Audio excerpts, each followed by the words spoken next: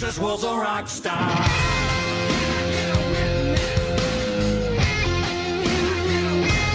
But I just got to tell you, we are doing, actually before I do that, let's do our mantra. Would you focus your heart and mind on the Lord with me? And we just want Jesus to have all of us today. Dear God, come and make your way in this place. That your Holy Spirit would take us the way we are. And you are so good and so faithful to take us where we are. And then you bring us to where we need to be. You sanctify us. Not that you forgive me, but you change me.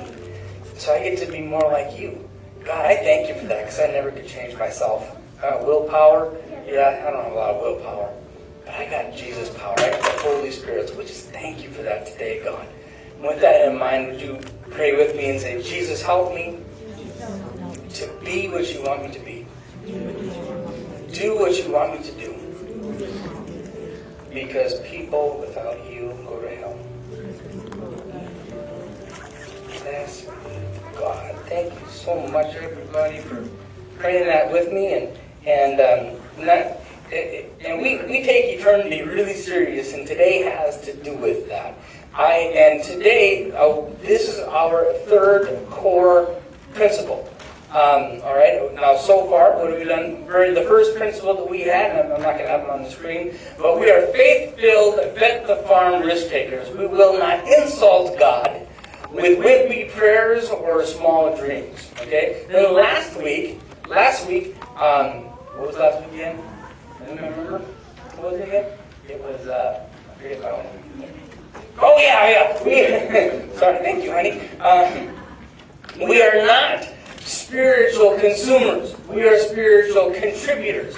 We don't believe in going to church. We believe we are the church and we exist. I didn't say it right. I'll try it again. We are not spiritual consumers. We are spiritual contributors. We believe that we are the church, and the church doesn't exist for us, but we are the church and we exist for the world. Should I try it one more time? And did you get that? Okay. We are not spiritual consumers. We are spiritual contributors. Right? We do not believe the church exists for us. But rather, we believe that we are the church and we exist for the world. Oh, man, see, it's easier when I got it on the screen for me too. But today, we are irrationally generous. Okay, we are irrationally generous today, and we'll look at it here. We will lead the way with irrational generosity. We truly believe that it's more blessed to give than receive. Now, this entire time, every January for the last 6 years or so, I have preached on our core values. And if you want to know how my head works, I still trip over them, saying them. But I've done this for a lot of years. A little harder this year, as you might imagine. Every week, how do you be faith-filled when the whole world is falling apart? Nothing that you plan it works, and everything is tough. It's tough to be a spiritual contributor when you have to. It's difficult to even volunteer because you're not supposed to be around people. And this morning, thank you to all of you that were here at 9 o'clock.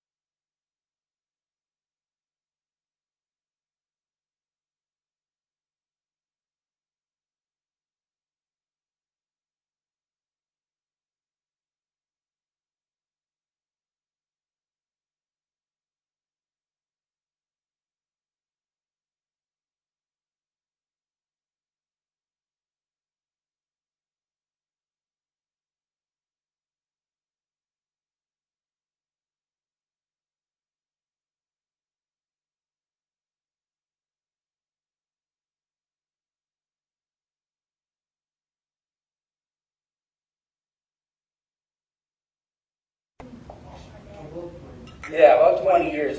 And this church has about 200 refugee Christians who come and worship every Sunday. And they have had some fantastic success with ministering to the Muslims in our community. Now, I've known Pastor Paul. He's been in Fargo 20 years. I've known him for a solid 12, I think. I've known Pastor Paul for, and he's a more godly man than I am. I'm just telling you, he just is. His faith and his love for God and commitment to people and ministry. He's. I don't know if you got people like that in your life, but I feel like, Wayne and Garth, I'm not worthy, when I'm around Pastor Paul. He's the real deal.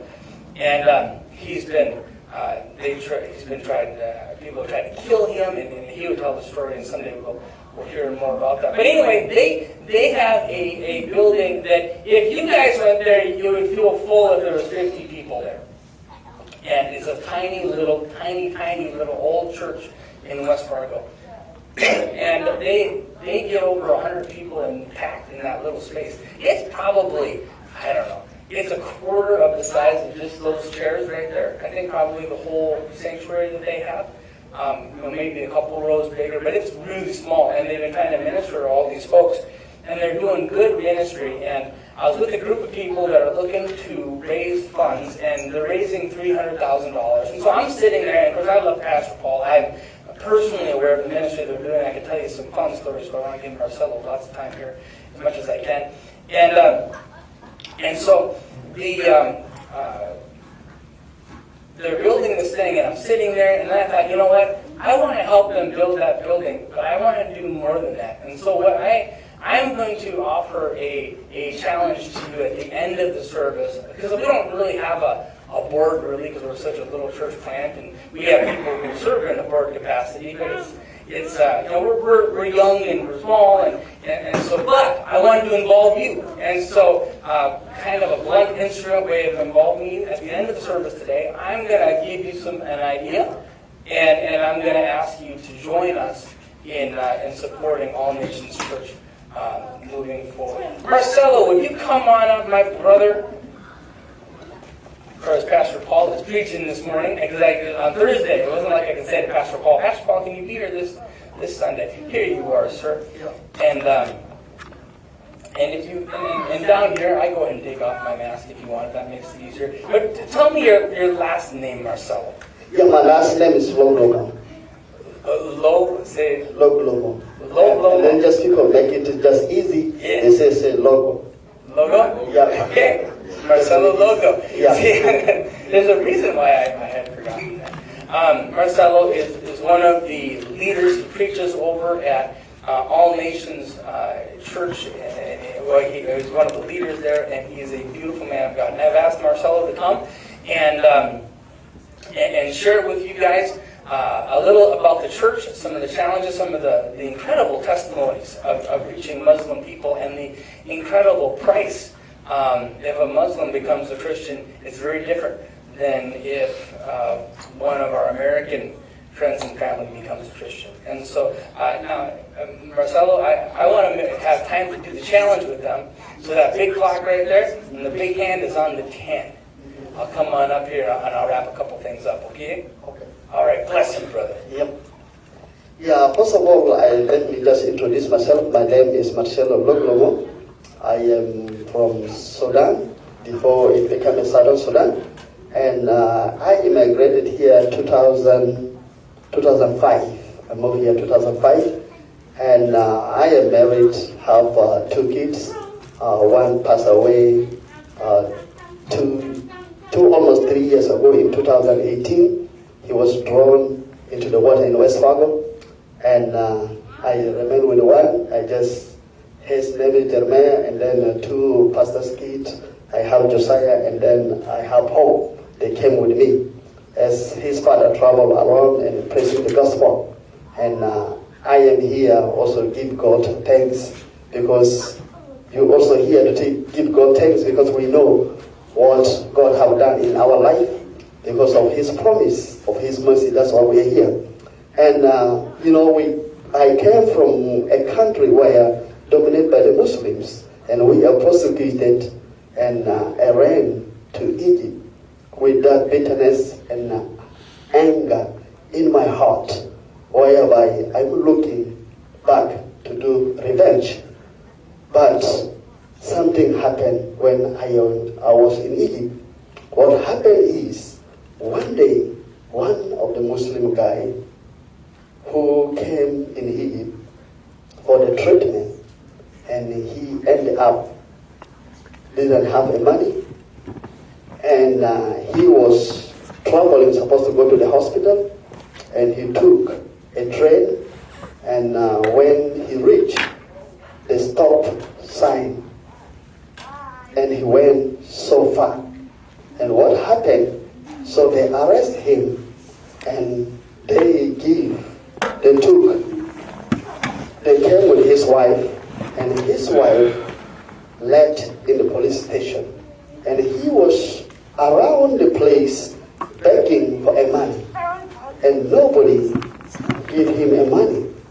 And in that day, I used to travel around, but I didn't have even money because I was working, and I was sent to buy something, but I didn't have money in that time.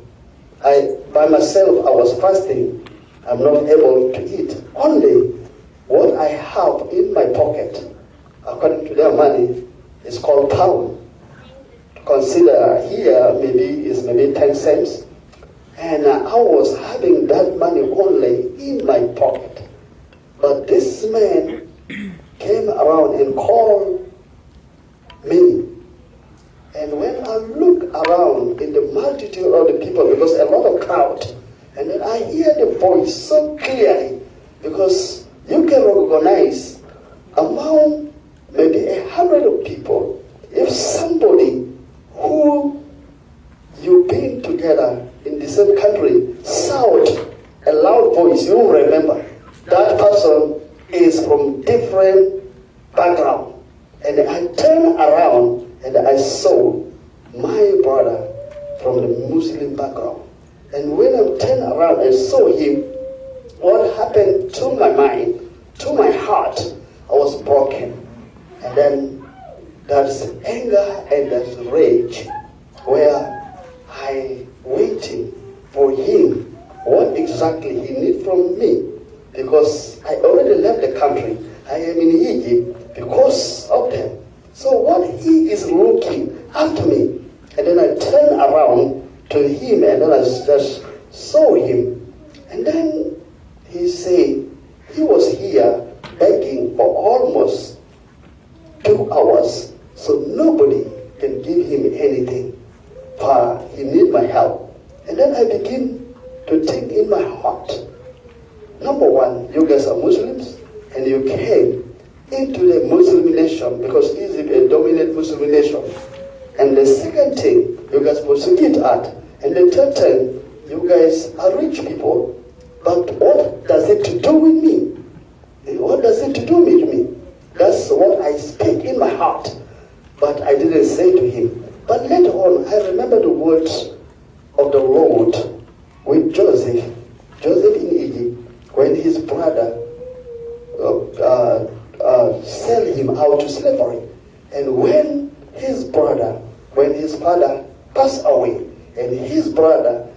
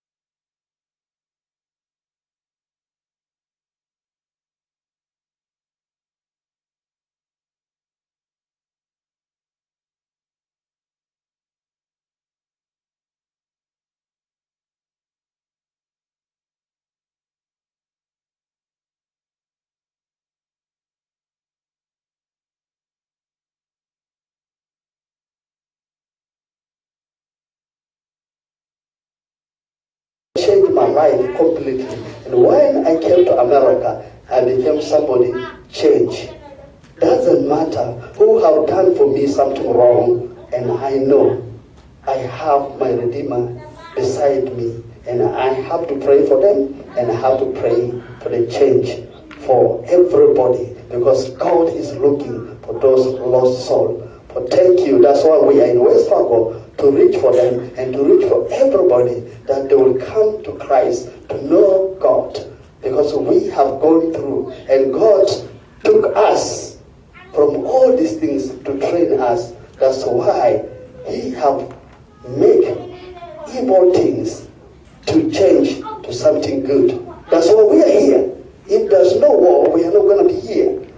And we are here for God's glory, to do His mission. And that's why He sent us as a refugees, but as also a missionaries in the same package of the refugees. But thank you so much. Thank you, Marcel. Yes, give them a round of applause. Thank you. And they have been successful reaching Muslims in our community like we never ever could. I mean, never ever could. And Marcelo, you check my work a little bit, would you? So if I say something wrong, you just wave at me and fix me, okay? But a little while ago, there was a child that had cancer in her eye, right? And it was a Muslim family, and they were, now I didn't know this, and so all I'm repeating is things from Pastor Paul and I didn't know this, but there's witchcraft in Islam, and they had tried to help this daughter and stuff, and so finally nothing was working, and they were having to go to the Mayo Clinic, and they said, you've tried everything, why don't you have the Christians pray for you? And so they came to Pastor Paul that he would pray for this girl with cancer in her eye that had been to the Mayo Clinic and things, and it was a terrible deal. And so they were going to do an operation on the child's eye, and if the operation was successful, the cancer would be gone, but the child would be blind. That was the best case scenario from the Mayo Clinic, is that the child would be blind but not have cancer. And so they bring the child to Pastor Paul, and Pastor Paul prays for the child, and they pray a prayer of faith, and they pray that God would heal the child. And can I tell you, our African brothers and sisters, they know how to pray a prayer of faith in a way that we have no idea. When God is all you got, you realize He's all you need. And so Paul prays. And then this kid goes back to Mayo Clinic, and of course the punchline is the kid's healed. They did no operation on that kid at the Mayo Clinic. Now you might think, well, that Pastor Paul, he's a nut. He's not a nut. I promise you. I've known him a long time. He's a credentialed minister, and he's not a nut. This happened, but the kickback. They got the Muslim community then, and again, the Muslim community is made up of individuals, okay? And so I'm not saying all Muslims are a certain way or anything like that, but this particular group of people began to elicit people who did witchcraft against Pastor Paul. And then they threatened his life. And Pastor Paul is so funny to tell the story. He says, yeah, but I'm in America. You can't just beat me up in America. The police will come. Back in Africa, you could do whatever you wanted, but not in America. He gets pretty excited about that. And I have personally had the opportunity to get to know this community of people, because years ago I used to do campus life. And I've always just anybody who hears about Jesus, I'm all there, right? And we'll be talking about that next week. We'll do anything short of sin to tell somebody about Christ. But it was, I discovered that if I invited the refugee kids to a gym night and did music and videos and a gym night, I could get in and gave them pizza, I could get them to come. And so for a period of time, every week we had anywhere from 75 to 100 kids, and 80% of them were refugee kids. No, it was chaos. Oh my gosh, it was crazy. There were balls flying everywhere. And I got to know these kids. And they were beautiful kids. And they had come through the refugee camps, all of these kids. I remember one night I was sitting at Little Caesars Pizza, because I could buy a lot of pizza cheap at Little Caesars. And we're sitting there at the table, and the kids are there, and they're telling me about the refugee camp. And there was like maybe 6 kids sitting around the table that I was at. Every family, of those 6 kids, I think that there were 3 families represented. All of the kids there at the table had siblings die because in the refugee camp, maybe it was because you're a Christian, maybe it was because they said if you get more food than somebody else, they can get jealous. But they would poison each other's food. And of all this little group of kids, so we can't even begin to fathom to actually be hungry. You know what I mean? Or to actually, one kid that I worked with a lot, he ended up on the wrong side of the country when the war broke out.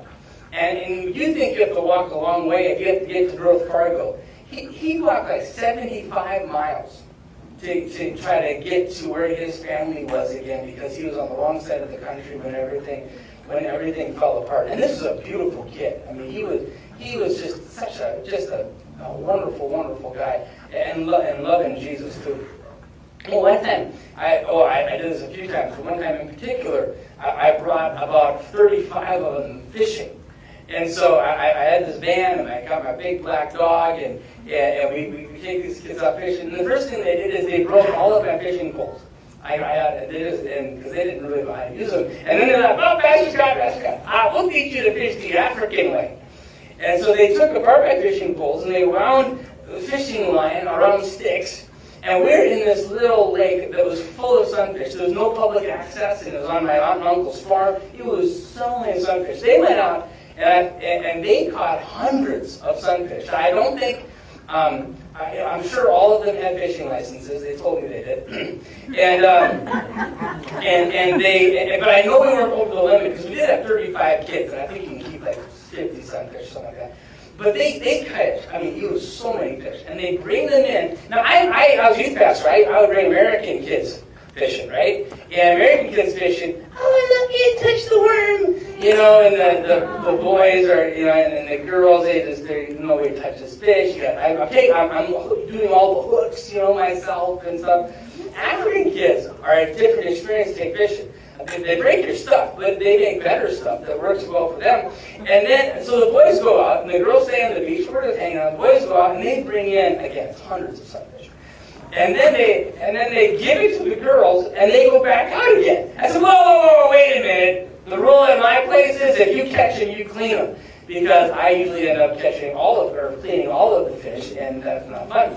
And then, so no, you guys get back here. You're helping clean these fish. And they go, oh, no, Pastor Scott. It's okay. And they clean all of the fish. Now, American girls, they won't touch the fish, okay? They won't go anywhere near the fish. The African girls, they clean all of the fish. They brought rice, and they brought ingredients to make this sauce.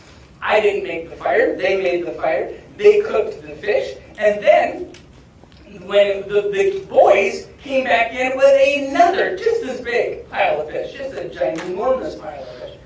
And the girls had cooked all the fish, and this was interesting to me. They laid out all of the plates, and one for each person, and everybody got exactly the same amount of food. And and nobody ate anything until all of the plates were laid out and all of the plates were served. And I thought to myself, you know what? We have no idea what it is to not have enough food. I'm sure that was a habit that they picked up. Because they had situations where there wasn't enough to go around, and so they did that. And can I tell you, just wonderful group of people that are in our city, that are our neighbors, good, hard-working people, Christian, they love God. And so then the girls come up and clean the rest of the fish that the boys brought in. They didn't touch the fish; they just laughed at me, and I suggested they should. And then each family got a portion of fish, and each family got a bag of fish to bring home. But this church, in the last little while, they have gotten 25 Muslim people who have come to Christ and become a part of the church. Now, it's pretty different for a Muslim person to come to Christ than you or me. I was out driving to church this morning. My daughter and I were talking about that. If one of your friends or family who have come from our American, they'll become a Christian and they're just kind of joining the prevailing culture. In the Muslim world, for many of them in the experience, they lose all their friends. They lose all of sometimes their lives are threatened. Pastor Paul has been threatened with death multiple times because someone came to Christ. Which he just, the authorities will protect me, he tells me sometimes. But they are effective, they are beautiful people, and they are meeting in a building that is just, it's a wonderful building and it has served you guys, but it is not something that you would feel good about going to. It is just tight, and just so you know too, you guys, if I can get you to raise a hand, or if I can get you to shout with me a little bit, church, I'm doing pretty good. If you were at All Nations this morning, they would all be dressed like Marcelo, by the way. They dress infinitely better than we do. To come to church, God gets your best, is the attitude, which is just awesome. And they dance, and they dance, and they dance. They can sing one song for like 20 minutes. Am I lying? That's the truth, right?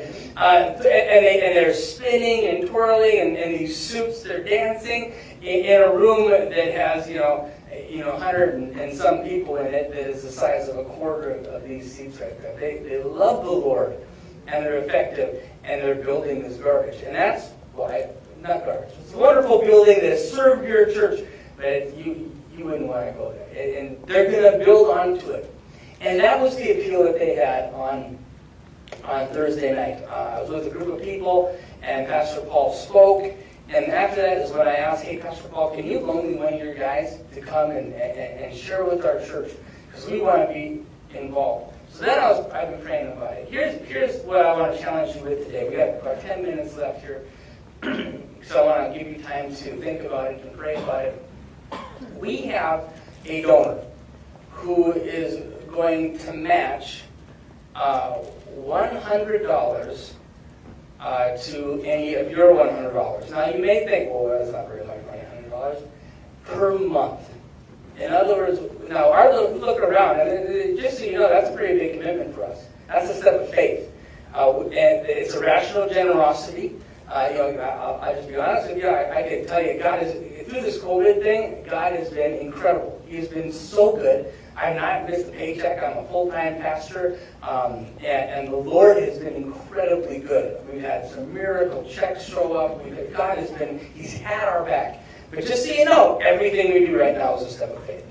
Okay? There's no extra. There hasn't been for some time. But you can't, without faith, you cannot please God. And so we have someone who said, hey, I will match each month $100 if your people will rise up and make a monthly commitment to All Nations Church. Now, how this monthly commitment would look is that text to give number, and you can do it monthly right there, or you can go to our website and do it. All you got to do, though, is let me know this is what the gift is for, so I can designate it and make sure that that gift is going exactly where you want it to go. And it's irrational generosity because it doesn't make any sense. When times are tough, why would the church pull back and take on a $2,400 a year? And for our little church, just so you know, that's not nothing. That's a significant step of faith for us. But I have a significant God. I have a God, and sometimes when things get tough, I get a little indignant sometimes. And Lord, devil, I'll show you, God, we're just all in. God, we're all in, Lord, and we just want your favor on us. And so I could not say enough good for these people, how much I trust these guys, Pastor Paul and his team. And so what I am asking for this morning, and go ahead and pull out your cards today, your prayer cards. And you can put your prayer requests on there. You can draw a little picture, if you you want, whatever, but hold that card in your hand, and I'm going to pray. And just so you know, any faith commitment you make today to give every month, not going to do it, we're going to pass it right along to All Nations Church for their building project and beyond. Because the reality is, if we support them, I really believe that those dollars are going to make an impact upon eternity. The 10,000-year rule. There's not too many things you can do today that are going to matter 10,000 years from now.